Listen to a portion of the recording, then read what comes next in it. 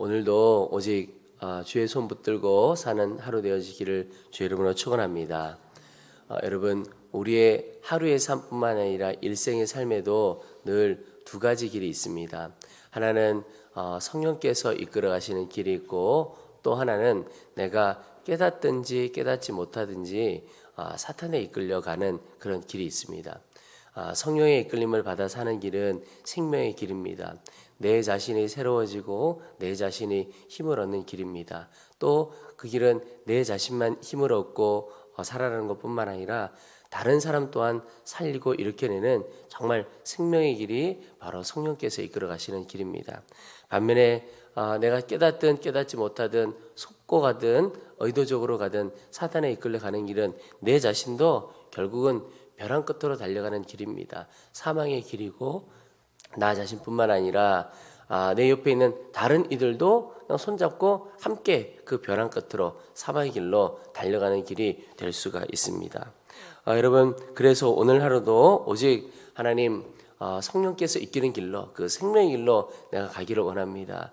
그 길에 대하여 눈이 활짝 열리기를 원합니다. 그렇게 기도하고 또 그 길을 사모해 보시기를 바랍니다. 오늘 요한계시록 14장 말씀을 함께 읽었습니다. 14장 후반부에 말씀을 읽게 되었는데요. 이 내용은 바로 심판의 때, 추수의 때에 일어날 일들에 대해서 말씀하고 있는 것인데, 딱 보면 두 부분으로 오늘 본문을 그렇게 구성을 해놓았지만 볼 수가 있습니다. 하나는 먼저 단락에 보시면 15절에 또 다른 천사가 성전으로부터 나와 구름 위에 앉은 이를 향하여 큰 음성으로 외쳐 이르되 당신의 낫을 휘둘러 거두소서, 땅의 곡식이 다 익어 거둘 때가 이르렀음이니이다 하니, 추수의 때가 다가왔고, 그리고 그때 천사가 낫을 휘둘러 익은 곡식 거두게 된다, 거둘 때가 된다. 쉽게 보면 알곡을 거둘 때가 된다, 이런 표현을 하고 있습니다. 또 반면에 오늘 19절 20절에 보면 또 다른 천사인데, 천사가 낫을 땅에 휘둘러 땅에 포도를 거두어 하나님의 진노의 큰 포도주 틀에 던짐에 성 밖에서 그 틀이 밟히니 틀에서 피가 나서 말 굴레까지 닿았고 1600 스타디온에 퍼졌더라. 거두긴 거뒀는데 이게 알곡이 아닌 거죠. 그래서 하나님의 진노의 포도주 틀에 다 넣어버리고 다 밟혀버리는 일이 일어나게 됩니다. 여러분, 복음서에 나와 있는 것처럼 알곡과 가라지 다 추수의 때에 갈 길이 다 다르게 된다는 것을 보여주고 있습니다. 여러분, 오늘 이 말씀을 묵상하다가 제일 먼저 깨닫게 되는 건 하나가 뭐냐면 중간이 없다는 겁니다. 그러니까 여기 보면 알곡으로 거두어 들이든지 아니면 낫으로 베어 다 진노의 포도주틀에 던져버리든지 그 중간길은 없다는 겁니다. 이게 너무너무 중요한데 우리에게 있어서 늘 중간길이 있는 것처럼 생각하면서 살 때가 많습니다. 세상도 기웃기웃하고 하나님께도 기웃기웃하고 이 양쪽 길에 뭔가 길이 있을까? 그런데 분명한 건 오늘 알곡이냐 가라지냐 두 가지 길밖에 없다는 겁니다. 추수의 때에 거두어 하나님 품에 안길 것이냐, 아니면 하나님의 진노 가운데 있게 될 것이냐, 두 가지 길밖에 없는 거죠. 그래서 여호수아도 그가 죽음을 앞두고 유언처럼 아주 이스라엘 백성들에게 말한 것이 너희가 오늘 택해야 된다. 하나님을 섬기든지 아니면 이 땅에 너희 눈에 보기 좋아 보이는 이 땅의 신들을 섬기든지 둘 중에 하나를 택하라. 근데 여호수아의 말은 하나님 섬겨야 된다, 그 말이죠. 근데 그 말 속에 하나님이냐 세상 신이냐 이 땅의 신이냐 이 두 가지 길밖에는 없다라고 말하는 거죠. 굉장히 많은 이들이 교회를 떠나고 하나님을 떠나면 안 될 것 같은 마음도 있습니다. 그러나 세상도 너무 좋고 즐거운 거예요. 그래서 이 두 가지 길에 주일에는 참 믿음 좋아 보이는 사람으로, 그리고 딱 월요일 해가 뜨면 완전히 다른 사람으로 이렇게 살아가는 겁니다. 어떻게 보면 우리가 변신을 너무 잘하는 거죠. 요일이 바뀌면 우리의 모습도 바뀌어지는 거죠. 그런데 그렇게 살 수는 없다는 겁니다. 하나님도 섬기고 세상도 섬기고 하나님께도 속하고 세상에도 속하고 그렇게 살아갈 수 있을 것처럼 보이지만 여러분, 사실은 그런 모습은 어떤 거냐면 결국은 세상에 속해 있는 겁니다. 내가 두 가지 다 말하자면 양쪽에 발을 담그고 살아갈 수 있는 것처럼 보이지만 나는 괜찮아, 그런 것 같아, 근데 실제로는 하나님께는 완전히 담고 있지 못하는, 하나님께는 속해 있지 못하고 세상에 속해 있는 사람인 것을 알아야 합니다. 여러분, 중간이 없다는 것을 알고 오늘 우리의 믿음과 우리의 삶을 분명하게 할 수 있게 되기를 축복합니다. 성령께서 이끄시는 길이냐 사단의 길이냐, 그 두 가지밖에 없지 중간 길은, 함께 가는 길은 없는 겁니다. 생명의 길이냐 사망의 길이냐. 여러분, 오늘 하루 내 믿음을 분명히 하고 먼저 결단하고 기도하는 겁니다. 주님, 저는 주님께서 역사하시는 생명의 길로 가기를 원합니다. 하나님의 거두리 드리는 알고 계기를 가기를 원합니다. 이 믿음이 분명하지 않으면 흔들릴 때가 많습니다. 왜냐하면 우리가 육신을 입고 살아가기 때문에 여전히 세상에 보이는 것이 보기 좋아 보입니다. 그것이 매력적으로 보입니다. 그래서 먹음직도 하고 보암직도 하고 이런 일들에 유혹되어 넘어가기가 너무나 쉽습니다. 육신을 입고 사는 동안에는 어쩔 수가 없습니다. 근데 그때 그 시험과 유혹을 어떻게 이기느냐? 먼저 믿음의 결단이 중요합니다. 나는 하나님의 길로만 가겠다. 이 믿음의 결단이 딱 안 서 있으면 여전히 세상이 좋아 보이는 겁니다. 딱 끊어야 하고 선포해야 할 때가 필요합니다.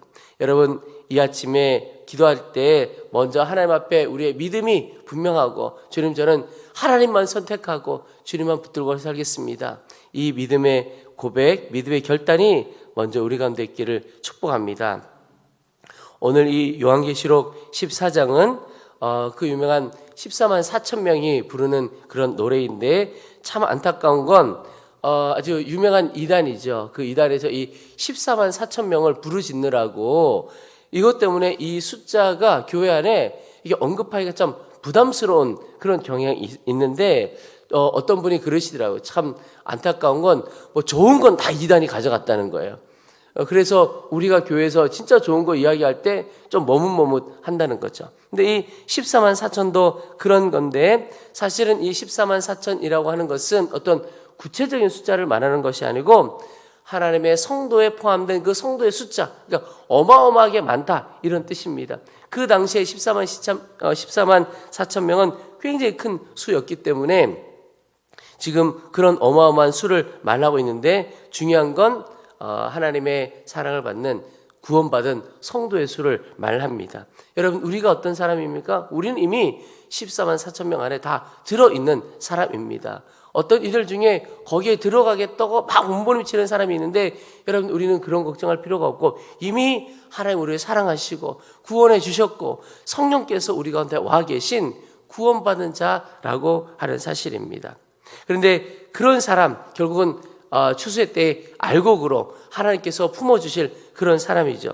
근데 그런 사람이 어떻게 살아가느냐, 어떤 사람이었냐 하는 것에 대해서 오늘 요 앞 본문에 나와 있는데, 이 요한계시록 14장 4절 5절에 보면, 이 사람들은 여자와 더불어 더럽히지 아니하고 순결한 자라, 어린 양이 어디로 인도하든지 따라가는 자며 사람 가운데서 속량함을 받아 처음 익은 열매로 하나님과 어린 양에게 속한 자들이니 그 입에 거짓말이 없고 흠이 없는 자들이었더라. 여러분, 이런 자들은 하나님께서 알곡으로 거두들이신다고 표현하고 있습니다. 여기 보면 먼저가 여자와 더불어 더럽히지 아니하고 순결한 자라. 그 시대에 너무나도 문란하고 무너져 있던 그 시대 때 오직 하나님만 섬긴다고 하는 순결한 자. 여러분, 이것은 영적으로도 보면 우리 마음 가운데 하나님이냐 세상이냐, 내 마음엔 하나님밖에 없어요. 이게 순결한 거지요. 그게 영적인 순결함입니다. 여러분, 결혼을 하게 되면 두 남자와 여자가 이제는 정말 순결하게 한 사람에 대해서만 정절을 지키며 살아가게 되는 겁니다. 한 마음, 한 사람을 향하여만 마음을 갖는 거죠. 어떤 사람이 나는 자유한 인생이야 그러면서 남편이 있는데도 이 남자 저 남자 만나면 그건 가정이 안 되는 거죠. 또 아내가 있는데 이 여자 저 여자 이렇게 만나면 안 되는 거죠. 하나님을 섬기는 데 있어서 하나님 한 분만 섬겨가는 것 똑같은 겁니다. 이 시내도 기웃거려보고 저기에 가면 괜찮을까 기웃거려보고, 이건 순결하지 않다는 겁니다. 오늘 하루 하나님을 향한 온전한 순결한 마음, 주님만 의지하고 붙들고 나아가는 거죠. 그 사람을 하나님께서 알곡으로 거두어들이신다. 또 하나, 어린 양이 어디로 인도하든지 따라가는 자다. 그러니까 주님이 인도하시는 대로 온전히 따라가는 자, 그 사람이 마지막 추수의 때 알곡이다라고 하는 것이죠. 여러분, 오늘 우리의 삶의 길이 늘 두 가지가 우리 앞에 있다고 그랬는데, 여러분, 성령께서 인도하시는 길이, 어린 양이 예수님께서 인도하시는 길이 어떨 때 보면 우리가 가기 좀 어려워 보이는 때가 참 많습니다. 사실은 믿음이 자라가기 시작하면 주님께서 인도하시는 길이 내가 좋아 보이는 길이 아니고 꼭 어떨 때 보면 가기 싫은 길, 어려운 길, 힘든 길, 이런 길로 이끌어 가실 때가 많습니다. 그런데 이 길이 사실은 생명의 길이고 나를 유익하게 하는 길이라는 믿음이 있어야 그 길로 갈 수가 있는 겁니다. 제가 종종 사역자들을 만나면 그런 이야기 합니다. 하나님께서 우리에게 혹 내가 하기를 싫은 일, 어려운 일을 맡게 되면 어떻게 하겠습니까? 이런 질문을 나눌 때가 있거든요. 이유는 보니까요, 저도 사역을 해보니까 하나님께서 우리에게 일을 맡겨주실 때 내가 좋아하고 잘하는 일을 맡기시면 얼마나 좋겠습니까? 그럴 때도 있는데 처음에는 그렇지 않다는 거예요. 처음에 보면 보통 어떤 일을 맡기시냐면 내가 어려워하는 일, 또 별로 좋아하지 않는 일, 이런 일들을 맡기실 때가 훨씬 많더라고요. 제가 목회를 해가면서 계속 그래요. 저는 제가 하고 싶은 일, 좋아하는 일 해본 적이 거의 별로 없는 것 같습니다. 근데 그때는 좀 하나님께 섭섭한 마음도 들고 답답한 마음도 들었어요. 근데 맡겨주신 일이니까 그냥 하여튼 순종함으로 했는데 지나고 보니까 하나님께서 그렇게 하신 이유가 하나는 우리 마음대로 하고 싶은 그 마음을 꺾고자 하는 뜻이 있습니다. 내 마음대로 하려고 하면 하나님께서 쓰실 수가 없거든요. 하나님께서 이끌으시는 놀라운 은혜의 길로 가기가 어려운 겁니다. 그것 하나와 그리고 그 이후에 하나님께서 쓰시기 위하여 준비하게 하는 단계입니다.